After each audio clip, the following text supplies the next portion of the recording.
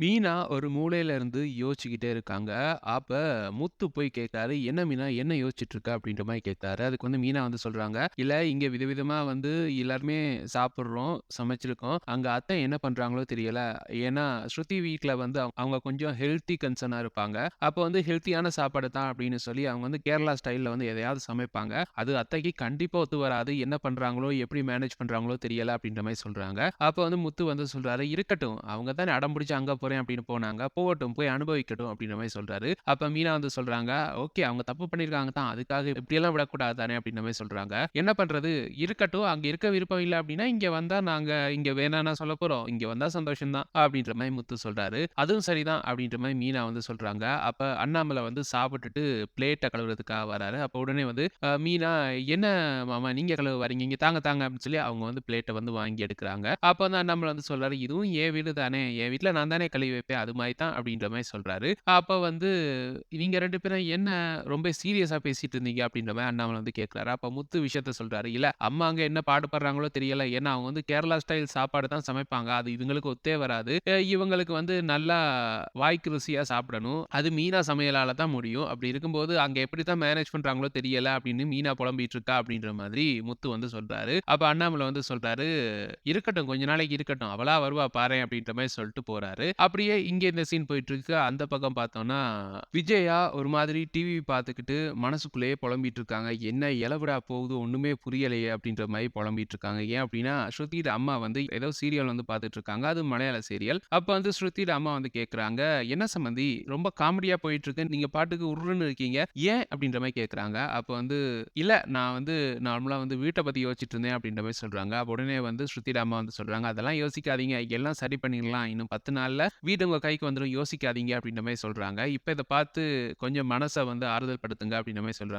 அப்ப விஜயா மைண்டுக்குள்ள எங்க ஆறுதல் படுத்துறது? என்ன பேசிக்கிறாங்கன்னே ஒண்ணுமே புரியல அப்படின்ற மாரி சொல்லிட்டு இருக்க. உடனே வந்து ஸ்ருதியோட அம்மா வந்து சொல்றாங்க, "என்ன அவங்க பேசுறது எதுவும் உங்களுக்கு புரியலையா?" அப்படின்ற மாரி கேட்கறாங்க. "இல்ல, இல்ல நல்லா புரியுதே. எனக்கு மலையாளம் நல்லா தெரியுமே." அப்படின்ற மாதிரி விஜயா வந்து உருட்டுறாங்க. அப்படியே அவங்களுக்குள்ள வந்து ஒரு கன்வர்சேஷன் வந்து போயிட்டு இருக்கு. அப்படியே கொஞ்ச நேரத்துல வந்து ரவியும், ஸ்ருதியும் வந்து வீட்டுக்கு சாப்பிடறதுக்காக வராங்க. ஸ்ருதியோட அப்பா வந்துட்டாரு. அப்ப எல்லாரும் உட்கார்ந்து சாப்பிட போறாங்க. விஜயாக்கு பயங்கர ஷாக்கு.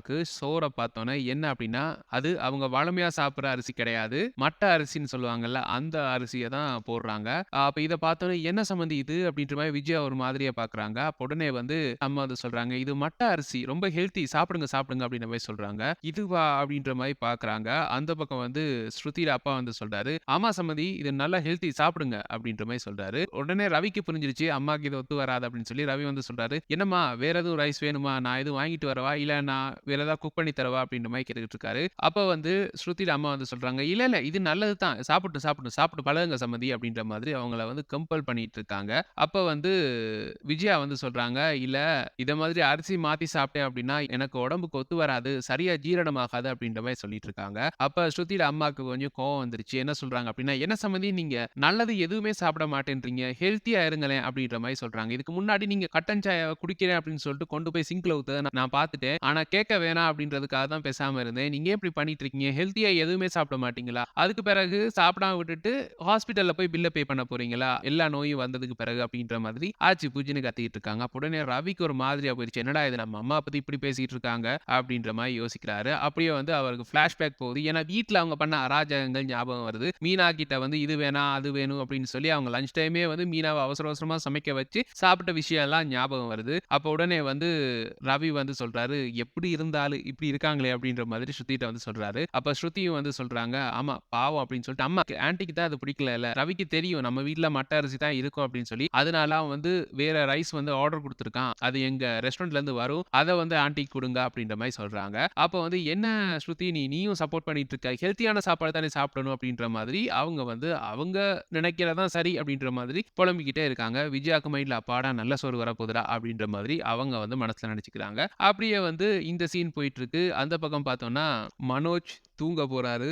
அப்ப வந்து மனோஜோட ஃப்ரெண்ட் வந்து சொல்றாரு, "டேய் எல்லாத்தையும் ரெடி பண்ணி வச்சுட்ட தானே? அந்த எலி பொறி எங்க?" அப்படின்ற மாரி கேட்கிறாரு. மனோஜ் வந்து சொல்றாரு, "எல்லாம் நீ தான் பண்ணணும். நானா பண்ணணும்?" அப்படின்ற மாரி கேட்கிறாரு. அப்ப வந்து "எனக்கு என்ன விதியா? உன் கூட வந்து இங்க வந்து படுக்கணும், எலிகிட்ட கடி வாங்கணும்" அப்படின்னு சொல்லி, "நான் வீட்டுக்கு போறேன்" அப்படின்ற மாதிரி அவர் வந்து கோவமா கிளம்புறாரு. "இல்ல, இல்ல, இல்ல நானே ரெடி பண்றேன். இரு, இரு" அப்படின்னு சொல்லி மனோஜ் வந்து எலி பொரியெல்லாம் வைக்கிறாரு. வச்சுட்டு இவங்க அங்க படுத்து தூங்குறாங்க. அப்ப வந்து மனோஜ் வந்து கேட்கிறாரு, "ஏசிய போடுறா" அப்படின்ற மாரி சொல்றாரு. அப்ப ஃப்ரெண்ட் வந்து சொல்றாரு, "இப்ப ஏசி போட்டா எவ்வளோ பில் வரும்னு தெரியும் தானே? பகல் ஃபுல்லா ஓடிச்சு. இப்ப நைட்டும் ஓடிச்சுன்னா எவ்வளோ வரும்னு தெரியும் தானே? இது என்ன உன் வீடா? இங்கேயே ஏசி போட்டு தூங்க" அப்படின்ற மாரி கேட்கிறாரு. அப்ப மனோஜுக்கு என்ன பண்றதுன்னு தெரியல. ஒரே குழக்கமா இருக்குடா அப்படின்ற மாரி சொல்லிட்டு இருக்காரு. பின்ன ஆஃபீஸ்ல தூங்கணும்னு ஆசைப்பட்டா இப்படித்தான் இருக்கும் அப்படின்ற மாரி சொல்லிட்டு இருக்காரு. அப்ப திடீர்னு எலி வந்துருது. அப்புறம் இவங்க 2 பேருமே சேர்ந்து எலிய வந்து தொரத்துறாங்க.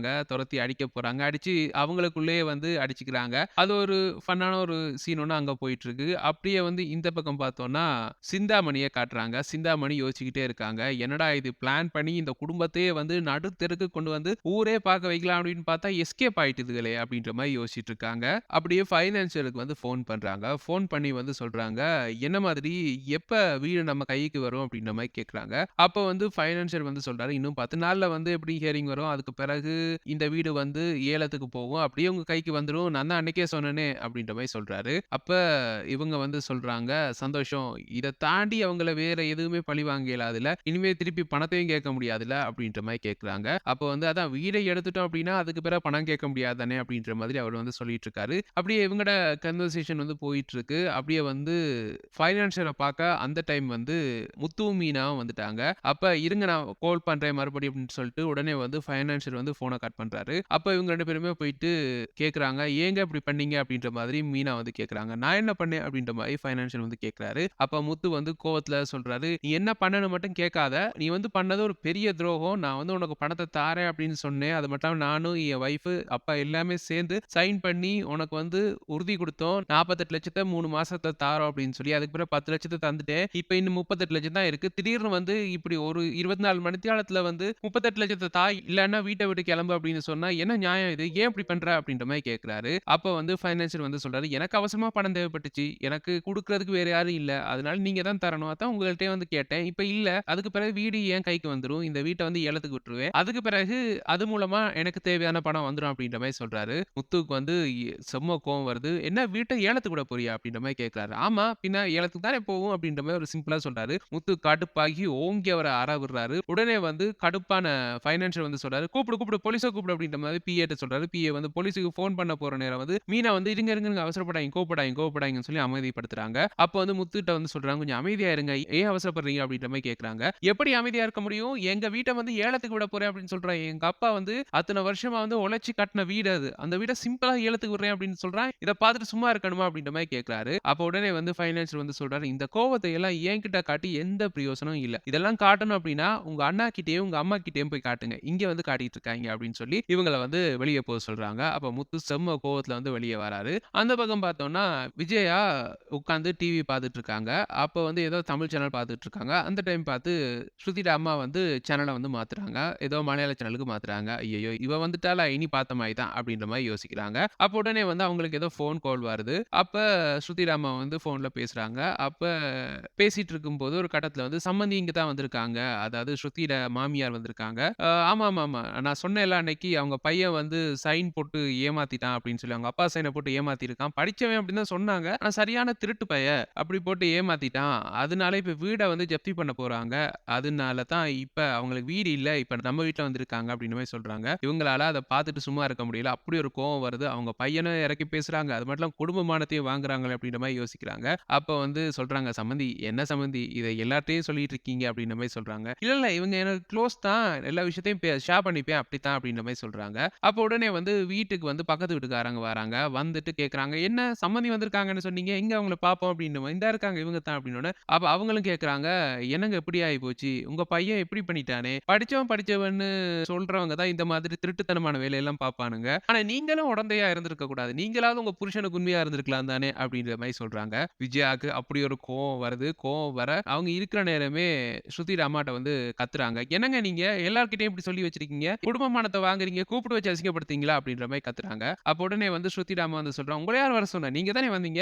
தங்க வீடு இல்லாம தானே இங்க வந்தீங்க" அப்படின்ற மாரி கத்துறாங்க. அப்ப உடனே வந்து வந்தவங்க சொல்றாங்க, "இல்ல, இல்ல நீங்கலாம் இதுக்கெல்லாம் கோவிச்சுக்காதீங்க. நான் நான் கிளம்புறேன் அப்படின்ற மாதிரி அவங்க பத்த வச்சத பத்த வச்சுட்டாங்க. அப்படியே போயிட்டாங்க. போனதுக்கு பிறகு ஸ்ருதியோட அம்மா வந்து சொல்றாங்க, "என்ன சம்மந்தி பக்கத்து வீட்டுக்காரங்க முன்னாடி இப்படி எகிறி பேசுறீங்க? இங்க எனக்கு எவ்வளவு மரியாதை இருக்கு தெரியுமா?" அப்படின்ற மாரி கேட்கறாங்க. அப்ப விஜயா வந்து சொல்றாங்க, "நானும் என் வீட்ல மரியாதையா இருந்தவ தான். இங்க வந்து தான் இப்படி இருக்கேன்." அப்படின்ற மாரி சொல்றாங்க. ஆமா, மரியாதைய தக்க வச்சுக்கணும். அத விட்டுட்டு பையன வச்சு திருட்டு வேல பார்த்தா இப்படி தான் வந்து நிப்ப. நடு ரோட்ல வந்து நின்றுருப்ப. என் பொண்ணு இருந்ததால இங்க வந்த அப்படின்ற மாதிரி அவங்க பொண்ணு பேச ஆரம்பிக்கிறாங்க. அப்ப கடுப்பான விஜயா வந்து, "நான் ஏன் இங்க இருக்கணும்? நான் கிளம்ப போறேன்." அப்படின்ற மாரி சொல்றாங்க. அப்ப உடனே வந்து ஸ்ருதியோட அம்மா வந்து சொல்றாங்க, "ஆமா கிளம்பு. இந்தா உன் பேக்க கொண்டு போ." அப்படின்னு சொல்லி அவங்க கிட்ட பேக்க குடுத்து அப்படியே அவங்க கழுத்த பிடிச்சு வெளிய தள்ளுறாங்க. அந்த டைம் பார்த்து ஸ்ருதியும், ரவியும் என்டர் ஆகுறாங்க வீட்டுக்குள்ள. அத பார்த்து ஷாக் ஆகுறாங்க. என்னடா நடக்குது அப்படின்னு சொல்லி அப்படியே இந்த எபிசோட வந்து முடிக்கிறாங்க. இப்படித்தான் நாளைக்கு அது மட்டும் இல்லாம இந்த அப்கமிங் வீக் எபிசோட்ஸ் நடக்கும் அப்படின்னு சொல்லி நாங்க பிரெடிக்ட் பண்ணியிருக்கோம். எங்களுடைய இந்த பிரெடிக்ஷன்ஸ் எப்படி இருக்கு அப்படின்னு சொல்லி உங்களுடைய கருத்துக்கள கீழ கமெண்ட்ஸ் வாயிலாக தெரிவிச்சுக்கங்க. மேலும் பிரெடிக்ஷன்ஸ பெற்றுக்கொள்ள எங்க சேனல மறக்காம சப்ஸ்கிரைப் பண்ணி இணைந்திருங்க.